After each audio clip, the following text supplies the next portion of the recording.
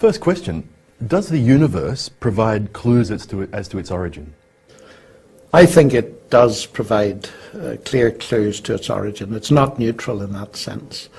And as a scientist, I think the biggest clue actually is the one that's most often overlooked, and that's the very fact that we can do science itself. Because science depends on a fundamental assumption. That is the assumption of the rational intelligibility of the universe.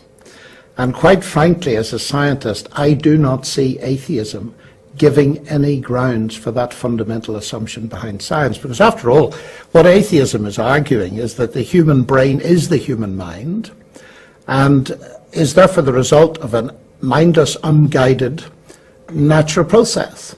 So why should I trust anything that such an apparatus produces?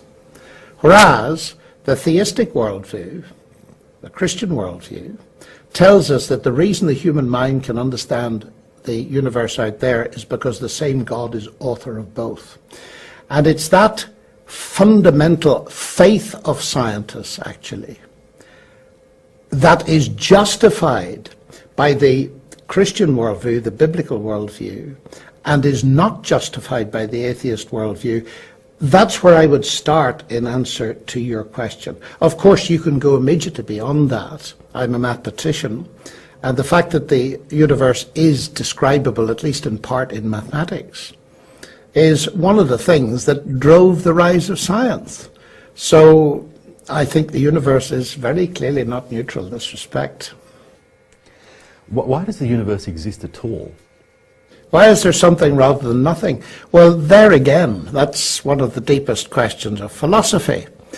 And the answer to that, again, I think that naturalism is bankrupt to tell us. But it's interesting that Alan Sandage, who's widely regarded as the father of modern astronomy, says that the answer to this question must ultimately reside in God. We can't prove it as scientists, but we can give evidence. That's the way science points. That there's a consistent explanation that an intelligent God created it, and that's why it's there. Is it true that the universe shows evidence of fine-tuning? I think it is. I think over the past 50 years, people have begun to see, starting with the work of Fred Hoyle on the resonance of carbon, and so on. And when he discovered it, he said, nothing shook my atheism so much as discovering that resonance. That is, the universe seems very special. And when you go into some of the numbers, I mean, we're aware of it at a simple level. If you had the Earth near to the Sun, carbon-based life would be impossible because of heat, and if it were further away, it would be impossible because of the intense cold. If the Earth rotated any faster, there'd be no atmosphere. If it rotated slower, we would be burned to death in the day and frozen at night, and so on. But it's when you get down to the standard model of the universe, the so-called hot Big Bang model, and you're thinking of the fundamental constants of nature, it's that when the numbers become fascinating. Sir Roger Penrose, who works at Oxford, a very distinguished mathematical colleague, he says, and he's not a theist, he says that to have a universe like this, in which there's a second law of thermodynamics, the creator's aim would have to be accurate to 1 part in 10 to the power 10 to the 123. And as Roger Penrose points out, he says that's a number so big that if you wrote a 1 here, then a 0 in every elementary particle in the universe, you couldn't even write the number out in the normal base 10 description. The number is too large. And it's interesting that that has led thinking scientists, like the distinguished Paul Davies, to say the evidence for design is overwhelming. And I concur with them.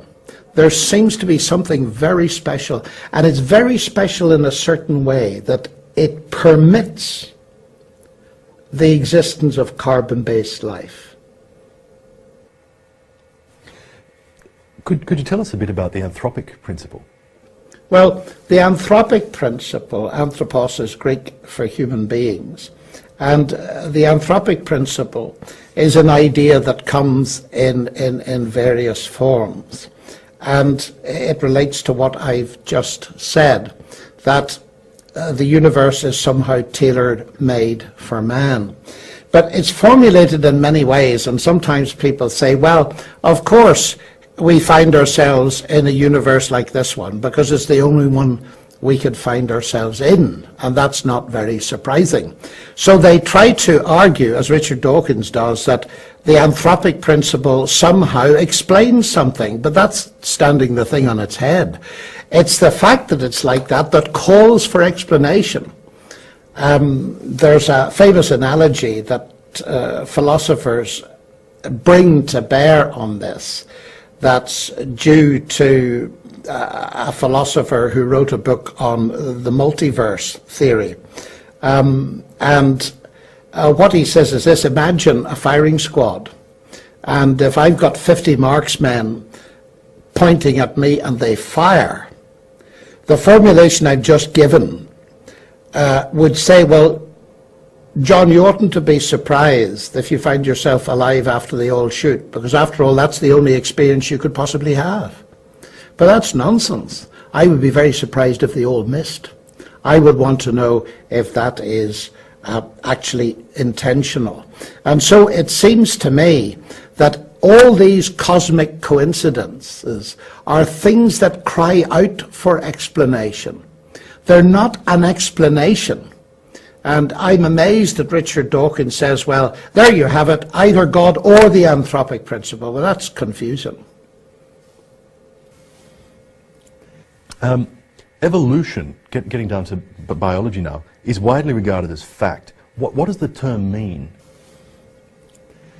Well, I'm not a biologist, but I try to understand what they say, and I'm encouraged by the fact they want me to understand what they say. From Darwin to Dawkins, they claim to be writing for the thinking person.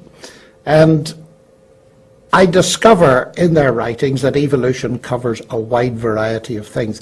And in ordinary language, we could talk about the evolution of the Australian coastline, or we could talk about the evolution of the boomerang.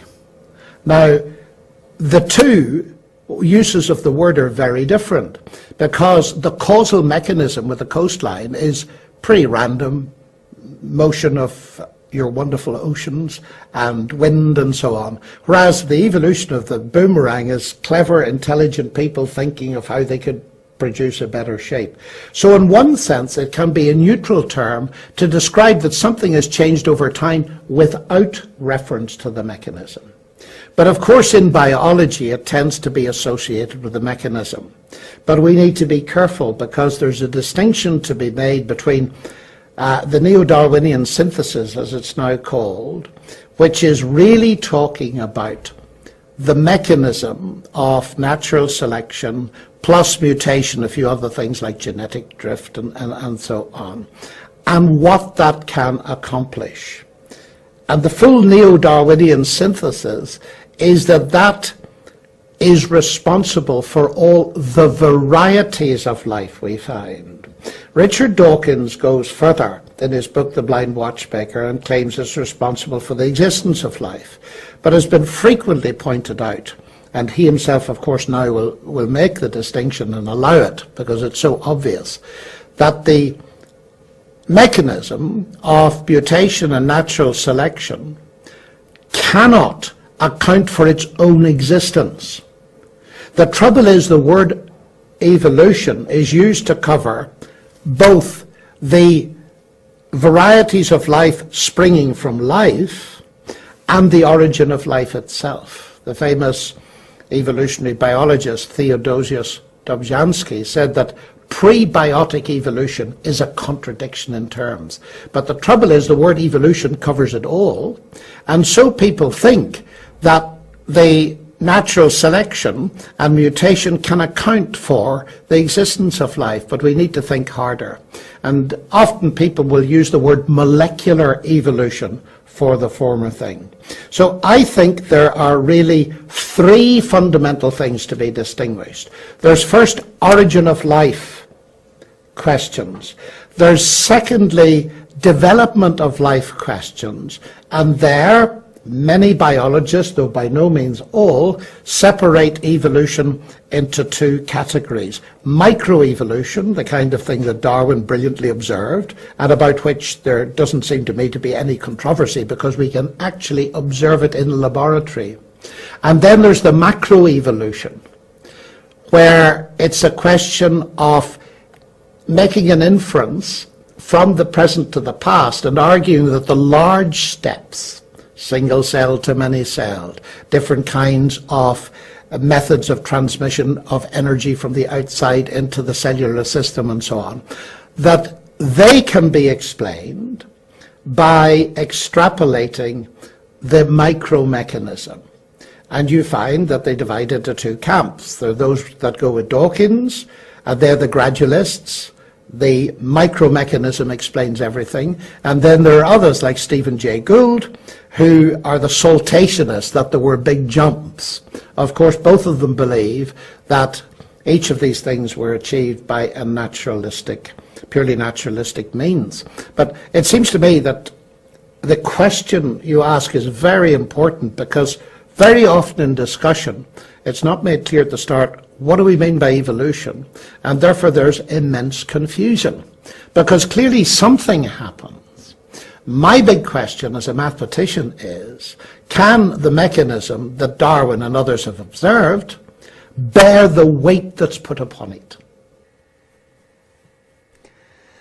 What are the criticisms that are levelled at macro and then at molecular evolution? Well, I repeat, I'm not a biologist, and although I'm interested in the macro thing, the origin of life is nearer to my own field, because it is almost equivalent, though not quite, to the origin of information itself, and mathematicians are interested in that. But I think the point I'd like to make here is this, that the difference between macro and micro allows you to point up a fundamental distinction within science itself, which is very often blurred.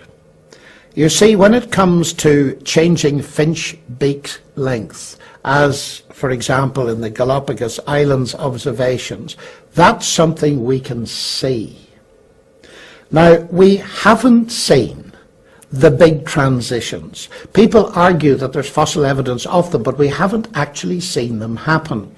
And when someone like the geneticist, the Harvard geneticist Richard Lewontin, says, you know, evolution is a fact, like the orbiting of the planets round the sun is a fact. And then he goes on to say, non-birds became birds. But just a minute, apart from the very important question as to what a non-bird might be, nobody's ever seen a non-bird become a bird. And he's making a fundamental confusion between two kinds of science. One we could call empirical laboratory science, and the other we could talk about as historical science, that is, inferring something happened in the past. But he's got no mechanism. So to say that the thing that hasn't been observed is in the same category as the observed is to make a very serious fundamental error. It's in a sense a category mistake, because they are not the same. And molecular? Criticisms of molecular evolution? Well, the heart of the thing is, I think that the cell, for example, is an information processing machine at least. Now, the moment one says that, many biologists will come in and say, but look, it's much more complicated than that. There's epigenetics, there's the whole question of top-down causation within the cell and all the rest of it. But my point to that would be, adding a level of complexity doesn't remove the lower level. That's why I said very carefully that the cell is an information processor, and biologists use all the time the computer language. You've got a genetic code, a 4-letter alphabet, so you can, in this very long 3.5 billion letter word, which gives you the human genome, you code the information for the proteins, etc. Now, therefore, one of the origin of life questions, not everyone, is equivalent to the origin of that kind of information. And so it boils down to the claim that unguided natural processes can generate information. And this is where the computer scientists and the information scientists prick up their ears. Because junk in, junk out. There is no evidence whatsoever that unguided natural processes produce information at all. Natural processes can transmit it, but they do not produce it. And that is one of my major intellectual difficulties with it. If we just think about it at a common level, the moment you see anything that's got a semiotic dimension, that is symbols carrying meaning, you see a single word on a page, you immediately, unhesitatingly, infer an intelligent origin, no matter how many robotic or mechanical processes intervene between the intelligence and the appearance of the print on the page. It might have come from a factory where the processes are so automatic you would see no person in them. But you get behind that in an immediate perception that intelligence is involved. And I find it curious that the same people that make that immediate perception will look at the longest word ever discovered in any language, that is the human DNA code, and infer downwards to chance and the laws of nature. It seems to me there's something fundamentally wrong here. Now notice, I'm treating the DNA here as a kind of black box. I'm not saying there are no physical processes involved in its origin. I'm saying it bears the stamp of intelligence, whatever else it has. And for that reason, I find the amazing because it was written so long ago, statement with which the fourth biography of Jesus in the New Testament begins, in the beginning was the Word, all things were made by him. That is that matter, energy, the universe is derivative from word. That makes perfect scientific sense to me. Whereas in the beginning was mass, energy, or the particles, and somehow by an unguided random process we get DNA, makes no scientific sense whatsoever. You compare the human genome and its spelling to Shakespeare. Can you tell us about the maths of that? Well, a lot of people have done calculations, and of course you can Google them and see how far the monkeys have got. But very simple calculations show that the probability of getting anything language-like of any length is vanishingly small. But the next important thing to say is that most atheists agree with this. It's very important to be fair to the people who would disagree with me, who are on the atheist side, because none of them who thought about it believe that evolution is a purely random process. And Richard Dawkins will argue that yes, there is randomness, and that's very important, the mutations are random, but natural selection performs a filtering process, and that reduces the probabilities and brings them within the range of the possible. Now, so far so good until you investigate his putative mechanism, and he devotes the heart of the book, The Blind Watchmaker, to it.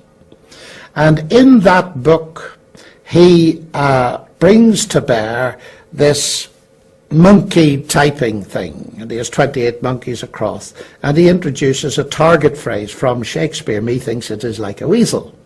And he points out that if you're trying to get 28 monkeys typing, that the probability of getting that phrase is very low indeed. It's about 10 to the 40 or some 1 in 10 to the 40. But if you now introduce the following selection mechanism, and that is, you've got some kind of, let's say, head monkey who watches, here's the first monkey typing, and he likes the T, and he types a T, a T, a T, and then he has a go at S, and then he hits a full stop. And then he hits the M, which is the first letter in the target phrase, the head monkey says, hold it, and he keeps it. Then Dawkins' little simulation brings you to the target phrase not in 10 to the 40 generations, but in 43. And there he says this is the way it could be imagined. But half a minute. How he solved the problem is by, first of all, introducing a target phrase, which the rest of his book says evolution knows nothing about. But secondly, the target phrase is built into the mechanism from the very beginning. And the probability that you're then going to get it is 1. So the amount of information generated by this system is the logarithm of 1, which is 0. So to distort his language slightly, this mechanism generates the appearance of design. But of course, he has built the problem in. And in my own book, I've run this on the human genome. And you can see there just how the whole thing is built in. And in making a mathematical analysis of similar scenarios by many different people, I come to the conclusion that what happens is exactly what you'd expect from the fundamental principles of computer science. That if you claim that a certain procedure generates information, you will find that the information is either in the input or is in the mechanism of the system. And that's exactly what you do find. So that what Dawkins has provided is a brilliant argument for the exact opposite of what he claims. Can I ask you the turn off the camera question? Is there any evidence that the complexity of a cell can increase by random processes? I know of none. I know of none. And that's all I can say about it. Once you get life, and you see, in stating your question, you're presupposing that the cell exists. The cell is such a vastly sophisticated thing. You see, take our cells as human beings. You might want to argue that because of our capacities now, that we can increase knowledge, obviously, and therefore increase in complexity. So I'd be wary of that. I think the real question lies deeper. It's the getting of life that is the big issue. And here's a lovely and beautiful irony. The physicists are happy with a singularity at the beginning of space-time. Biology is very wary of a similar singularity at the origin of life.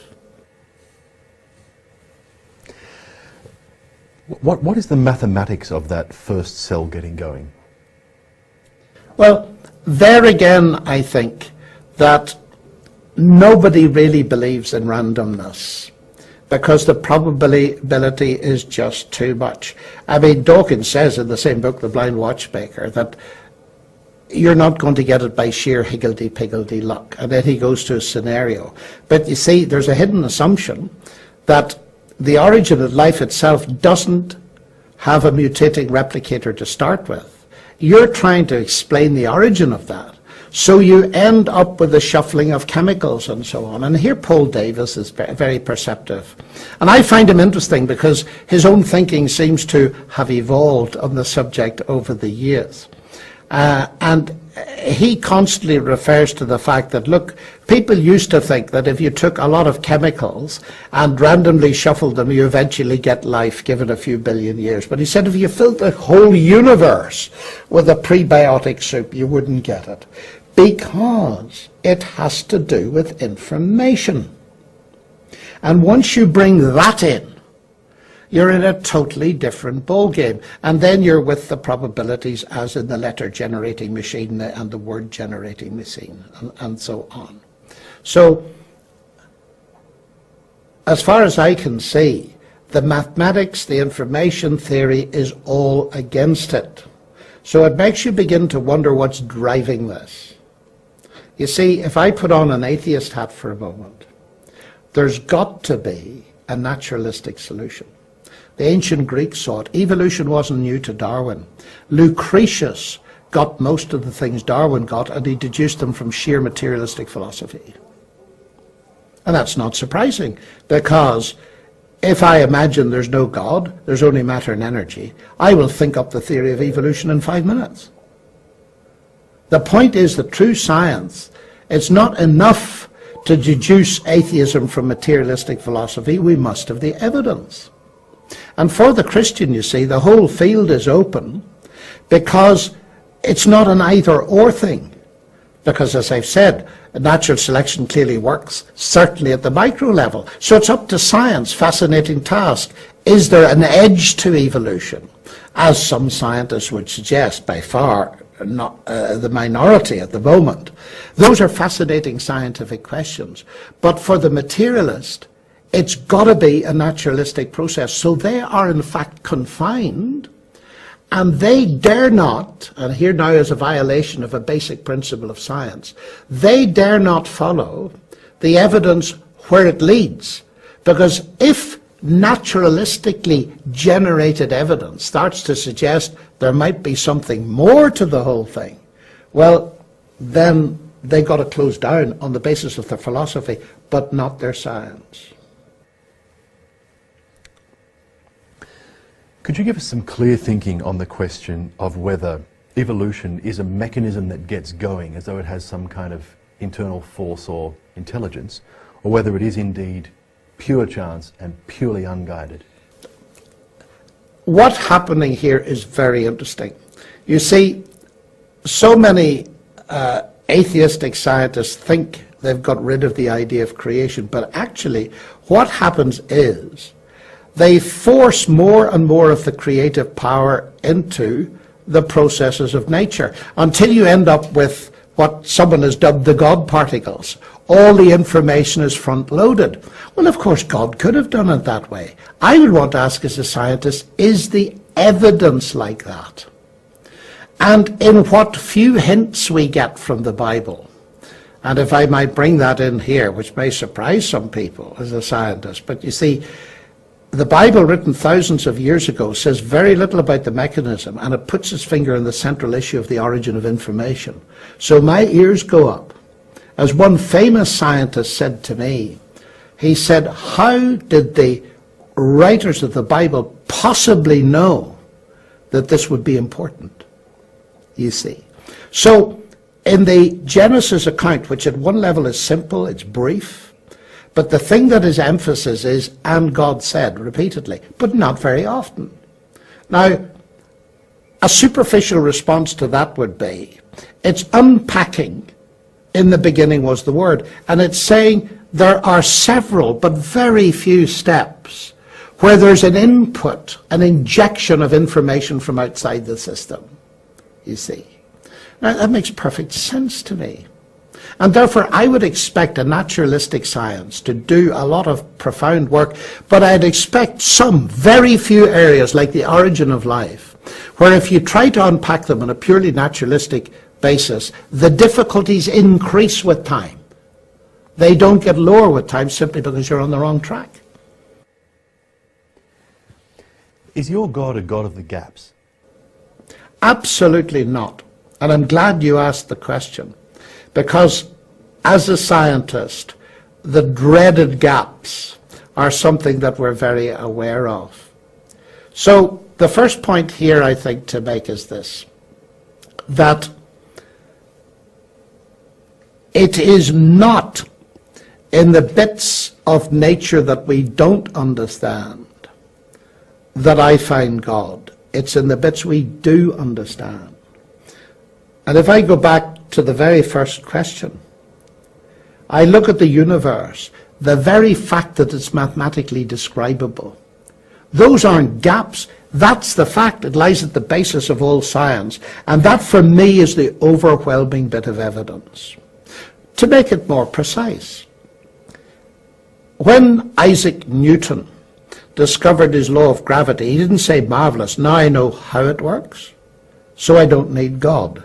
I've filled the gap. Why did he not say that? Because God for him was not an explanation alternative to science.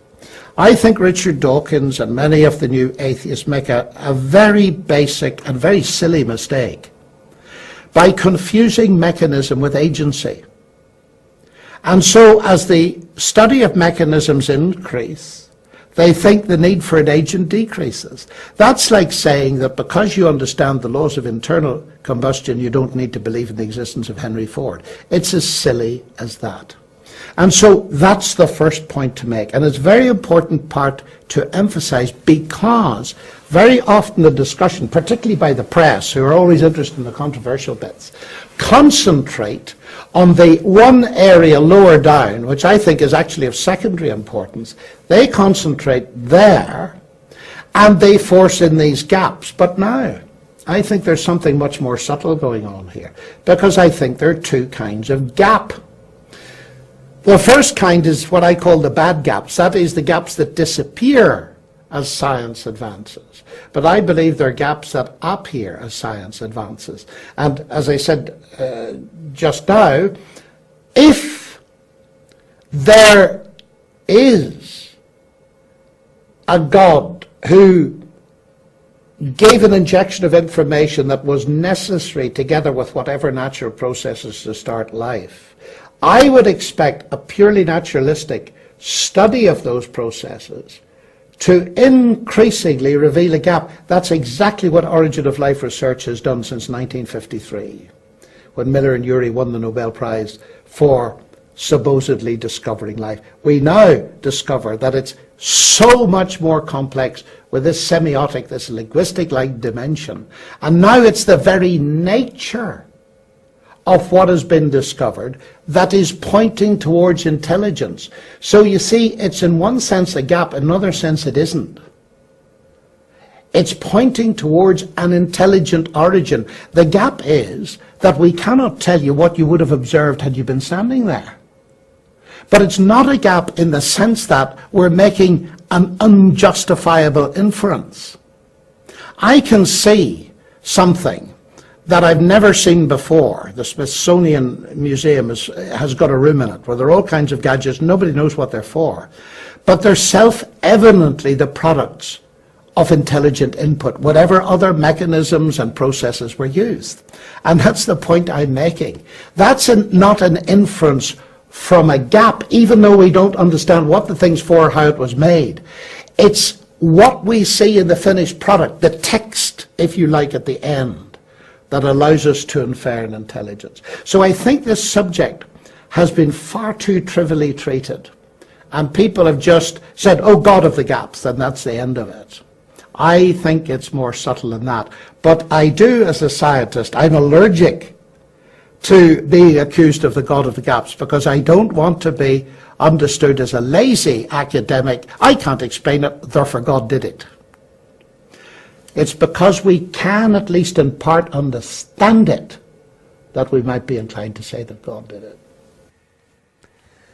Richard Dawkins's point, citing God as the cause of all this complexity, is making a cause which is even more complex than that which it supposedly causes. How would you respond to that? Well, as I did in my debate with him, I pick up a book called The God Delusion, about 400 pages long. It's complex. And then I discover its origin is Richard Dawkins, who's very much more complex. But that's no explanation, according to him, because he's more complex than its origin.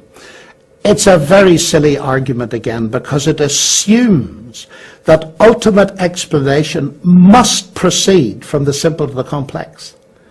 And that means that you're building into your whole explanatory system the thing that you want to establish.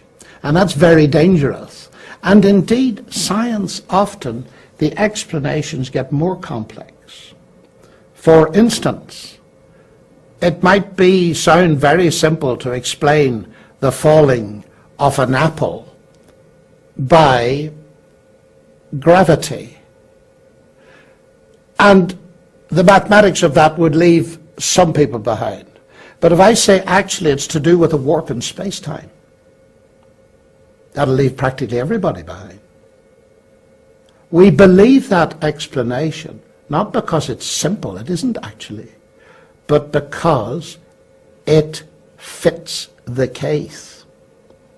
And you see, simplicity is not the only criterion of truth. Explanatory power is. Quantum mechanics isn't simple. Nobody understands it, according to Nobel Prize-winning Richard Feynman. But people believe it. Why? Because of its explanatory power. So I think this is a foolish kind of argument. Another illustration of it, because it's become so embedded in the popular mind. If you go into a cave in China, and I might see a couple of scratches on the wall, and not knowing anything about calligraphy, I ignore them. And a Chinese archaeologist says, human intelligence. And I say, don't be absurd, that's just 2 scratches on the wall. And you're invoking something as sophisticated as a human intelligence to account for 2 scratches. But that's no explanation, because human intelligence is more complex. And she looks at me very strange, and she said, but look, that's the Chinese symbol for human being. I know it's only 2 scratches. But because it's semiotic, I know there's an intelligence behind it. That's not a science stopper. That might lead her to ask the next question, what kind of an intelligence is it? What can we get to know about the culture and so on? So this idea that an explanation that's more complex, that God by definition is more complex than the thing we're explaining, is very silly, I think. Is there such a thing as evil in a purely materialistic universe? Well, I think you should ask the atheists, but I can tell you what they say. One of the very interesting things about the whole new atheist phenomenon, to my mind, is that they make vehement moral criticisms of the Christian faith and indeed other religions. And so one logically asks, what is the base on which they're standing? If you say something is evil, like faith is an evil, although they don't perceive that scientists are people of faith as well, but letting that pass, faith is an evil, you've got an idea of good and evil. But now the thing becomes very strange when you read the same Richard Dawkins that wrote the first words, writing, the universe is exactly as we should expect to find it. If at bottom there's no good, no evil, DNA just is, and we dance to its music. Well, if the people that flew the planes into the Twin Towers were just dancing to the music of their DNA, there's an end of all morality. And it seems to me there's an inherent, catastrophic self-contradiction that brings their whole edifice down. Now Dawkins, to be fair, realizes this, and he tries to back out of it by saying we're the only creatures that can rebel against our selfish genes. But that's ludicrous, because if the selfish genes, as he himself tells us, determine everything, on what, as one philosopher put it, non-material principle can we rebel against them? Dawkins discovers himself to be a moral being. It's one of the facts about the universe. He didn't put it there, it's there. But now they have got to find an explanation of it. And it's the same as their attempts to regard the universe. Having rejected God out there, they have to find an internal explanation. And it explodes in self-contradiction. While some atheists are no doubt happy and moral, must atheism itself give a bleak and amoral view of life? I think it's important what you say first, because nothing that I have said should be taken to imply in the slightest way that atheists cannot behave morally. Sometimes my atheist friends put me to shame. But you see, that's exactly what I would expect as a Christian, because I believe that all human beings, whether they believe in God or not, are made in his image, and they are moral beings, so they're perfectly capable of behavior. So that's not the issue. The issue lies deeper in, is there a rational justification for morality within atheism? And I think there is not. Atheists seem to me to vary, but what I'm getting at the moment from Dawkins, and he admitted it in public in at least two of my debates with him, is that the atheist view is very bleak indeed, obviously. And it's not only bleak in that it means that the universe is eventually extinguished. That's clear from science. If you accept that particular thing, then there seems no evidence against it. It's bleak from the moral point of view, because there is inbuilt a denial of ultimate justice. No matter how well you work for justice in this world, and I'm with Dawkins in trying to do that, the majority of people don't get justice in this world. And if there is no life after death, if death is the end, they're not going to get justice in the rest. So, as Dawkins says in that earlier on, the quotation I gave earlier, there is no justice. There is no ultimate justice for the atheist. So it is hopeless. And indeed, it's very bleak. Now, when I pointed that out to Richard Dawkins, he said, well, it is bleak, it is terribly bleak, but that's the way it is. Well, of course, if it's bleak and that's the way it is, that's the way it is. But I'm questioning very seriously whether that is the way it is. And I don't believe for a moment that his analysis is right. The trouble is that what he's trying to do there is, you don't like our explanation because it's bleak, and you want a kind of heaven in which you can enjoy and be compensated for it. Now, it's important to talk about that, actually, because there's been a brilliant analysis of this kind of argument by Manfred Lutz, a German best-selling psychiatrist, in his book, God, A Brief History of the Great One. I don't think it's yet been translated into English.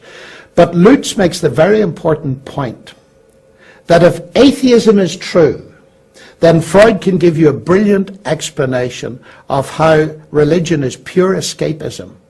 It's a comfort. It's like a child's dummy, as Dawkins calls it, for faith heads who happen to believe it. But there's no substance in it.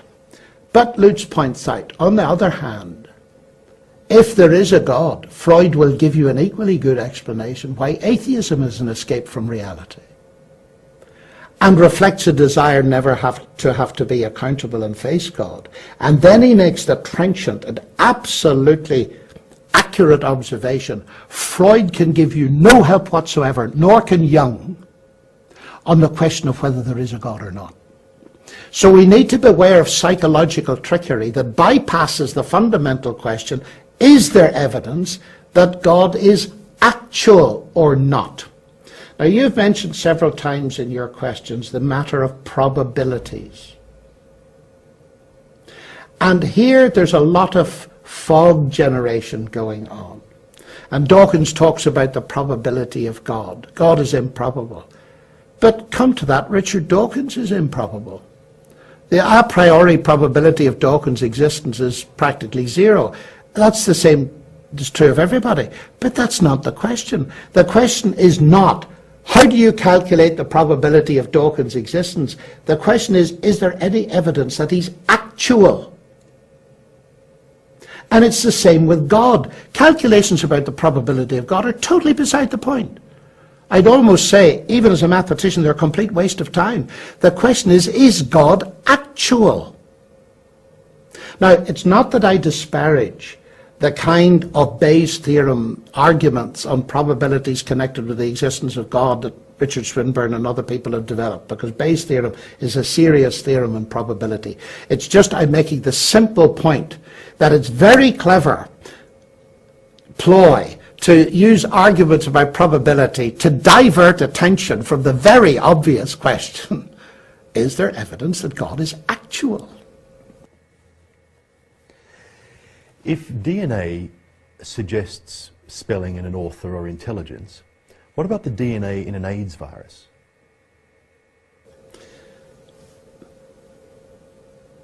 If you look at a weapon of mass destruction, it certainly bears evidence of design, doesn't it? A torture chamber. There are two separate questions, aren't there? There's the question of design and intelligence, but then there is a very much deeper question of the origin of the damage in our world. And we're back to the question of pain and evil, you see. And of course, you again run into the same moral difficulty in evaluating it. Why would you say AIDS was evil if it just is? You see? As a Christian, I want to comment on it morally. Any genetic disease and all this kind of thing. But if you take the atheist view, I think you're silent. What can you say? So we need to separate evidence for intelligence and the whole moral question. And the difficulty with that, and that's a whole different field actually, and it's very important. That's why I did a degree in bioethics, to get into understanding these moral issues. But we need to separate them clearly, because bringing in a moral argument hasn't got anything to do with the question of evidence of intelligent input and all the rest of it. And actually it's a very funny thing for people to do who believe there's no base to define morality anyway. Can you infer from the universe the character of the supposed designer? That question is also very important, because it's really asking about the limits of this kind of, if you like, scientific approach to what we can infer from the universe itself. And there's relatively little, I think, that you can infer in the direction of your question, and the New Testament admits it. When St. Paul, who wrote more than half of the New Testament, was writing to Romans, the Roman Christians, he made this point. He said, there is evidence within the universe, it bears traces of its origin, as per your first question, but the evidence is of what? I understand his words to mean of God's existence and his power, full stop. In other words, you can get so far, it's a pointer to give you some information. But there are more sources of evidence than science can deal with. And it seems to me at this point, and many people ask me, they say, well, you're a scientist, okay, suppose we grant you that you are giving us evidence with some weight to it that substantiate the idea that there's an intelligence behind the universe, but you happen to be a Christian. That's elite. Of course it is. But it's elite based on evidence, a commitment based on evidence. I don't like the word leap, because it indicates that there's no ground in between. It's a commitment based on evidence of a different kind. And I would want now to bring in not simply the evidence of science, but the evidence of history, evidence coming from the Bible, and the evidence of experience of others, and then my own personal evidence in my own experience. So there'd be two sides to it, objective and subjective, but it would contain, of course, more than science, because science is extremely limited.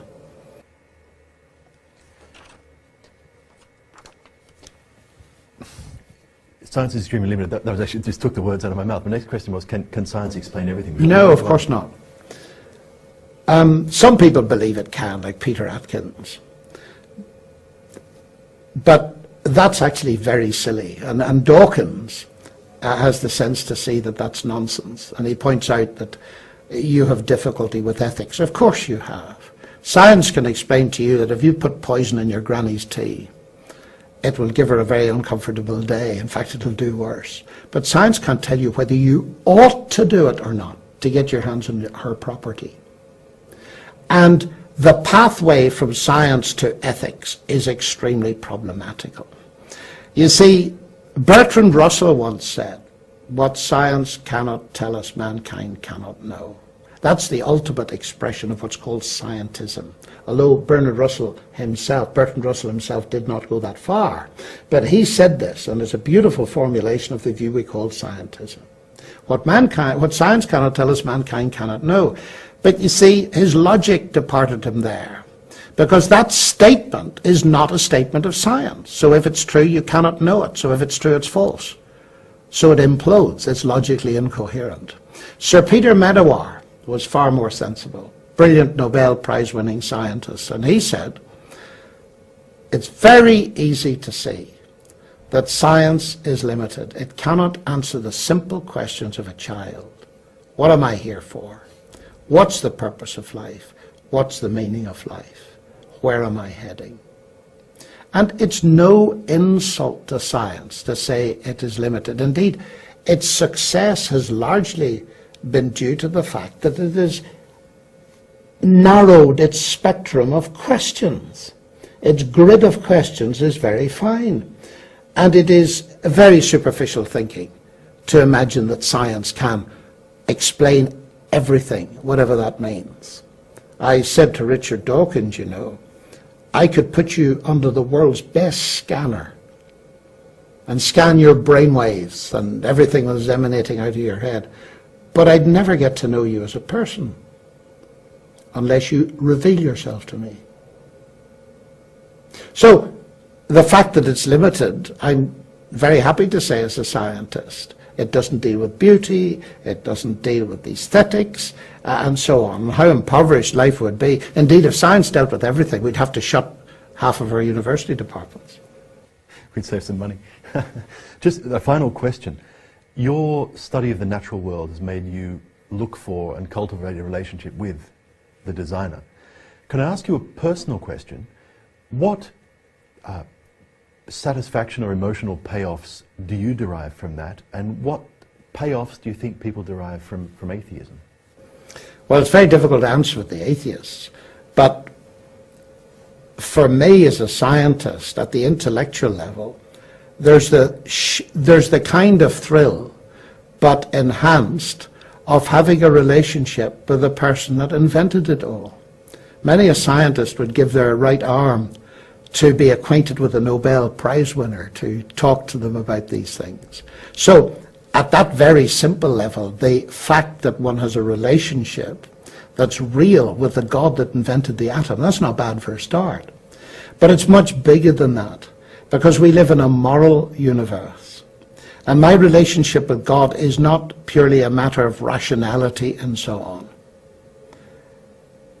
It deals with the fundamental question of human relationship in a broken world.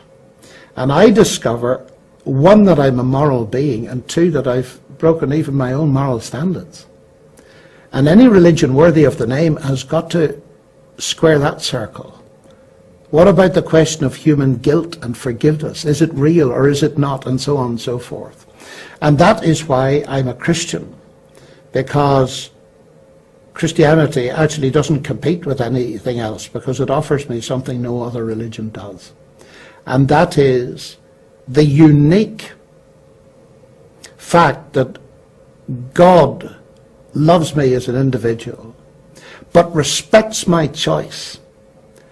And he has done something utterly profound that goes beyond all science, that gets to the very heart of this ultimate moral problem of the universe. How can a God who's worthy of the name, who's holy and perfect and true, accept me who's broken his laws and my own? And here's where Christianity, it seems to me, comes into very sharp focus. And so there's a relationship for which one has been created. I firmly believe we're made in the image of God. We're not only thinking beings, we're beings capable of choice and capable of love.